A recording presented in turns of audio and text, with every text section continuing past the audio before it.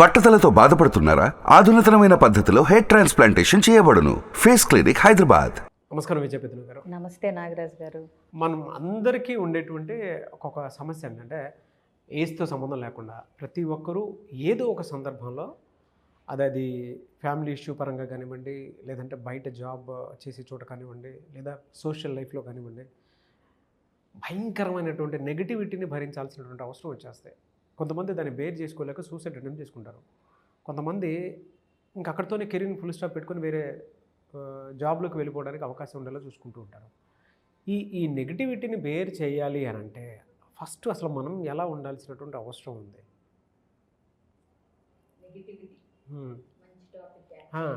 భయంకరమైనటువంటి ట్రోల్స్ చూస్తూ ఉన్నాయి. అవును, చుట్టుపక్కల ఎవడో కాదు మళ్ళీ చేసేది, మన చుట్టుపక్కల ఉండేటువంటి వాళ్ళే. ఎగ్జాక్ట్లీ. ఇక్కడ రెండు రకాలుగా తీసుకోవచ్చు. మీరు ఒకటేమో కొంచెం అంటే మీడియా లేకపోతే ఆఫీస్ ఎన్వైర్న్మెంట్ అంటే కొంచెం పబ్లిక్, అవును ఇది. ఇంకొకటి రిలేషన్షిప్స్లో, ఫ్యామిలీస్లో అంటే ఇంట్లో. సో ఇలా ఇప్పుడు రెండు రకాలని డీల్ చేయటానికి కొంచెం డిఫరెన్స్ చూపించాలి. ఎందుకంటే ఒకటి మన ఇంట్లో వ్యక్తులు, మనతో పాటు 24/7 అంటే మన రిలేషన్షిప్, మనతో ఉన్నవాళ్ళు ఇచ్చే నెగిటివిటీని తీసుకోవటం చెప్పాలంటే ఇంకా కష్టం అవుతుంది. బయటికి వెళ్ళిన తర్వాత సమాజంలో ఉండేది కానీ, వర్క్ ప్లేస్లో ఉండేది కానీ అది ఇంకో రేంజ్లో ఉంటుంది. ఇకపోతే పబ్లిక్ ఫిగర్స్, సెలబ్రిటీలు ఉండే ట్రోలింగ్, నెగిటివిటీ అది డిఫరెంట్ ఆస్పెక్ట్. సో మనం 1 by 1 వద్దాం. సో ఇప్పుడు ఫ్యామిలీలో ఉండేసరికి ఏంటంటే నెగిటివిటీ వస్తున్నప్పుడు ఫస్ట్ మనం ప్యానిక్ అవ్వాల్సిన పని లేదు. ఏంటి నెగిటివిటీ నా మీద, నేనంటే ఇష్టం లేదా, ఇవన్నీ మనం ఆ మోడ్లోకి వెళ్ళకుండా ఫస్ట్ ఏంటంటే ఓపిక్గా వినాలి. అసలు వాళ్ళు ఏమి నెగిటివ్ ఫీడ్బ్యాక్ ఇస్తున్నారు, మనకి ఏం నెగిటివ్ మన గురించి అనుకుంటున్నారు, ఏది నెగిటివ్గా మనలో ఉన్నది వాళ్ళకి ఏది నచ్చలేదని నెగిటివ్ వర్డ్స్లో చెప్తున్నారు మన గురించి. ఇప్పుడు మనకి ప్రతికూలంగా ఉన్నదే కదా నెగిటివ్ అంటే, అవునా? సో అది పూర్తిగా వినగలగాలి. జనరల్గా మనం చేసేది ఏంటంటే ఒక వాక్యం మాట్లాడగానే దానికి డిఫెన్స్లోకి వెళ్ళిపోతాం. నువ్వు ఇలా చేసావు కదా ఆ రోజు అని పూర్తిగా వాళ్ళు చెప్పేది వినకుండా, అసలు నేను అలా ఎందుకు చేశానంటే ముందు వాళ్ళు ఇలా చేశారు, అందుకే నేను అలా చేయాల్సి వచ్చింది, యాక్చువల్గా నేను అలా చేయటం నాకు ఇష్టం లేదు, అది నాకు నెగిటివిటీ తెస్తుందని నాకు తెలుసు అంటే ఏంటి, మనం మాట్లాడేది ఎక్కువగా ఉంది, ఇంతకీ అవతల వాళ్ళ సెంటెన్స్ కంప్లీట్ అవ్వలేదు అసలు. సో నెగిటివిటీ వింటున్నప్పుడు పాజిటివిటీ వింటున్నప్పుడు కంటే ఎక్కువ కేర్ఫుల్గా వినాలి. వెంటనే వచ్చేస్తాయి. గుడ్ స్మెల్ కంటే కూడా బ్యాడ్ స్మెల్ ఎక్కువ స్ప్రెడ్ అవుతుంది. అంతే కదా. గుడ్ స్మెల్ వచ్చినప్పుడు మనం మనసుకు ఆహ్లాదం కలిగించినప్పుడు ఒక్కోసారి పట్టించుకుంటాం, ఒక్కోసారి పట్టించుకోం. కానీ బ్యాడ్ స్మెల్ అనేది అన్బేరబుల్ కింద అయిపోద్ది ఇన్స్టెంట్గా. ఆబ్వియస్గా అంతే. ఏదైనా చూడండి, ఇప్పుడు స్ప్రెడ్డింగ్ న్యూస్ కూడా, ఇప్పుడు మంచి న్యూస్ స్ప్రెడ్ అవ్వాలంటే చాలా టైం పడుతుంది, చెడు న్యూస్ ఇలా స్ప్రెడ్ అయిపోద్ది బ్రేకింగ్ న్యూస్ లాగా వేయగానే. పాజిటివ్ రిసీవింగ్ చాలా తక్కువగా ఉంటుంది. అలా నోడు సక్సెస్ అయ్యాడరా అని అంటే యాక్సెప్ట్ చేయడం, అరే ఆ సక్సెస్లో నేను లేను కదా, ఆడిది నేను ఎందుకు ఎంజాయ్ చేయాలి, అదే అంటే ఈ జెలస్ లోకి దానిలోకి వెళ్ళిపోతాయి. చెప్తున్నానంటే స్ప్రెడ్డింగ్ గురించి మాట్లాడుకునేటప్పుడు ఇది గుర్తొచ్చింది అనమాట. అవును, అదే నీకు పలానా వాడు పడిపోయాడు అంటే ఆ పడిపోయిన దాంట్లో నేను ఉన్నాను కదా, పలానా రోజు పలానా టైంలో పడిపోయాను కదా, ఇన్స్టెంట్ కనెక్షన్ ఎక్కువ ఉంటుంది చాలా. సో అందుకని ఫస్ట్ వినాలి. ఇంకోటి, ఇమ్మీడియట్గా రెస్పాండ్ అవ్వాల్సిన పని లేదు. డిఫెన్స్లోకి వెళ్ళిపోయి అంటే పర్సనల్ అటాక్ కింద తీసుకోవాల్సిన పని లేదు. కొంతమంది కొన్నిసార్లు ఫీడ్బ్యాక్ ఎందుకు ఇస్తారు, మనల్ని కరెక్ట్ చేసుకునే అవకాశం ఇవ్వటం కోసం, మనం ఇంకా బెటర్గా ఉండటం కోసం కూడా నెగిటివ్ ఫీడ్బ్యాక్ని కన్స్ట్రక్టివ్ క్రిటిసిజం కింద తీసుకునే అలవాటు చేసుకోవాలి మనం. ఇంకోటి, ఇది చేసినప్పుడు ఏమవుతుందంటే నిజంగా నీలో ఆ కరెక్షన్కి అవకాశం ఉన్న పాయింట్స్ ఉంటే తెలుస్తాయి. లేదనుకోండి వాళ్ళ మాటలను పట్టించుకోవాల్సిన పని లేదు. అర్థమైందా? సో అందుకని డిఫెన్స్లోకి వెళ్ళిపోవాల్సిన పని లేదు. మూడోది, టైం తీసుకోండి. Take your own time.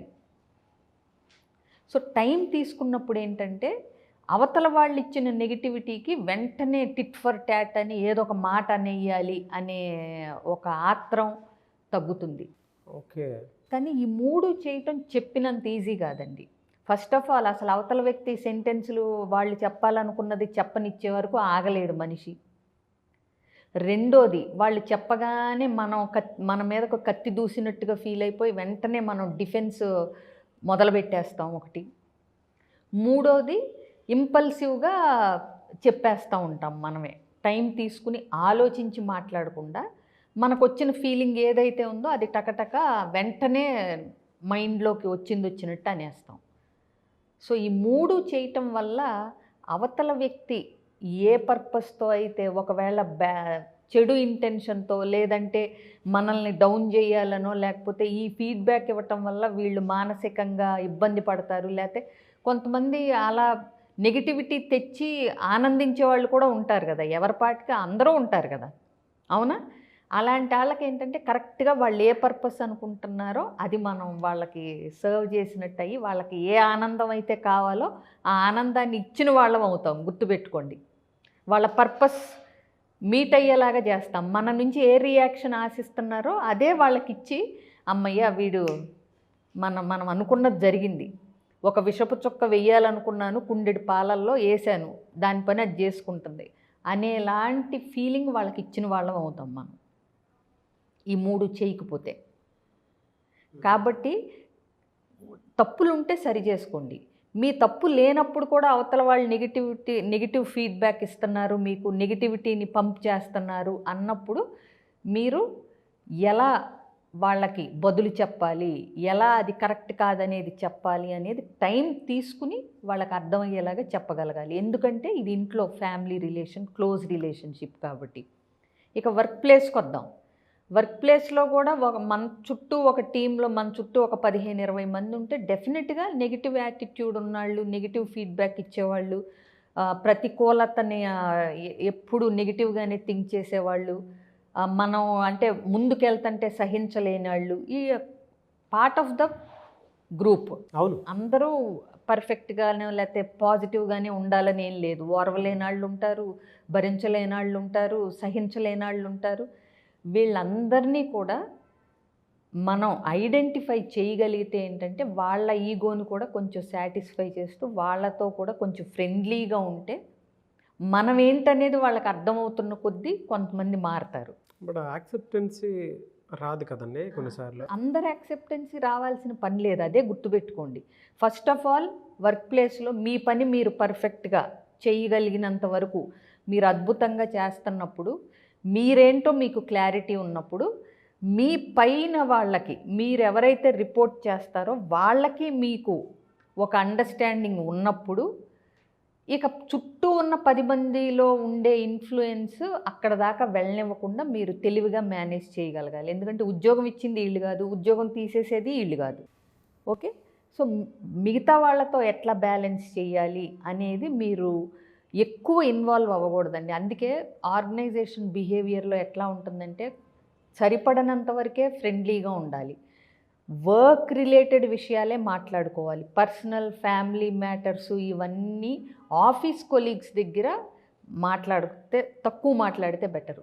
ఇంకొకటి, చచ్చిన ఆర్గనైజేషన్ మీద నెగిటివ్ గాసిపింగ్ కో వర్కర్స్తో, ఆఫీస్లో వాళ్ళతో అస్సలు చేయకూడదండి.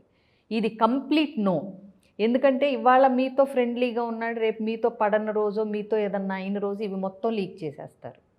మీకు ఏదన్నా ఆఫీస్లో నచ్చందుండి అది వెంట్ అవుట్ చెయ్యాలి, ఈ బాస్తో పడలేకపోతుందని, ఈ పనిలోడ్ ఎక్కువ, ఇట్లాంటి అనాలి ఉంటే మీ ఆఫీస్తో సంబంధం లేని ఫ్రెండ్స్ దగ్గర మీరు ఎంతైనా మీ బాధని వెలిబుచ్చండి, వెళ్ళగక్కండి.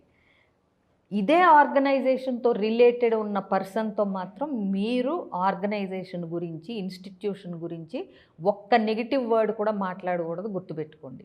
మీకు ఫ్రస్ట్రేషన్ ఉంటే అది వేరే వాళ్ళ దగ్గర తీర్చుకోండి, ఈ ఆఫీస్తో ఏ మాత్రం కనెక్షన్ లేని వాళ్ళ దగ్గర. ఇదొక టిప్.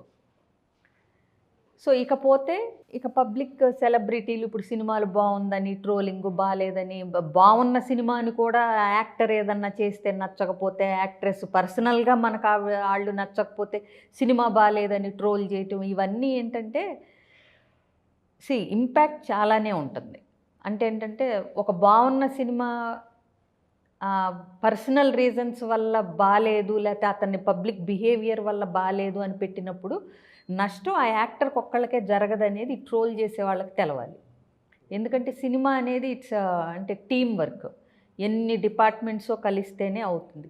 మీరు బాలేని సినిమాని బాగుందని చెప్పినా పర్లేదు, కానీ బాగున్న సినిమాని బాలేదు అని చెప్తే మాత్రం అది అంటే టోటల్ టీమ్కి, ప్రొడక్షన్ వాళ్ళకి లేకపోతే ప్రొడ్యూసర్స్కి ఇట్లా లాస్ అయ్యే ప్రమాదాలు ఉంటాయి. అయినా మనం ఇది ఎక్కువ మాట్లాడాల్సిన పని లేదండి. ఎందుకంటే కొంతకాలానికి వాళ్ళు రెండింటిని సమానంగా తీసుకునే స్థాయికి వచ్చేస్తారు. యాక్టర్స్ అంటే పబ్లిక్ ఫిగర్స్ కాబట్టి పబ్లిక్ ఒపీనియన్ ఏదున్నా మనసుకు బాధ కలిగినా అందులోంచి బయటికి రావటం అనేది వాళ్ళు నేర్చుకోవాలి. ఇది పక్కన పెడదాం. సో మళ్ళీ మన టాపిక్లోకి వస్తే ఇవి ఎలా చేయగలుగుతాం మనం, అంటే వీటిల్ని బేర్ చేయటం ఎట్లా? ఫస్ట్ ఆఫ్ ఆల్ నీ మీద నీ క్లారిటీ ఉందా? వినమని చెప్పాం కదా, విన్నాక నువ్వేంటో నీకు తెలుసా? అంటే నువ్వు ఆ పని అందుకే చేసావా, లేకపోతే నీకు తెలియకుండా నువ్వు చేసిన పని అవతల వాళ్ళల్లో నెగిటివిటీ క్రియేట్ చేసిందా, నీ మీద నెగిటివ్ ఇంప్రెషన్ వచ్చేలాగా క్రియేట్ చేసిందా, నువ్వు ఇంటెన్షనల్గా చేసావా లేకపోతే అన్ఇంటెన్షనల్గా అది అట్లా జరిగిందా అనేది నువ్వు అనలైజ్ చేసుకోవాలి. ఇది ఎప్పుడు జరుగుతుంది? ఫస్ట్ ఓపిక్గా వినమన్నాం కదా అప్పుడు. సో అందుకని నెగిటివిటీని తీసుకోవటం కూడా ఒక ఆర్ట్ అండి. ఇంకోటి, ఈ నెగిటివిటీని తీసుకోలేనప్పుడే అందరూ యాంగ్జైటీలోకి వెళ్ళటం, డిప్రెషన్లోకి వెళ్ళటం, లేదంటే ఫ్రస్ట్రేషను, నేను అలా కాదు. ఇవి ఎప్పుడు మారుతాయంటే ఫస్ట్ నీ మీద నీ కంట్రోల్లో లేనప్పుడు. ఇప్పుడు నాగరాజు గారు మీకు అసలు సహనమే లేదండి, పేషెన్సే లేదండి అని ఎవరన్నా అన్నారనుకోండి, మీరు చెక్ చేసుకుంటారు నాకుందా లేదా. లేదనుకోండి నిజంగానే మీరు కరెక్ట్ చేసుకోవాలి. ఉందనుకోండి దీనికి ఎక్కువ వాల్యూ ఇవ్వాల్సిన పని లేదు ఈ మాటకి.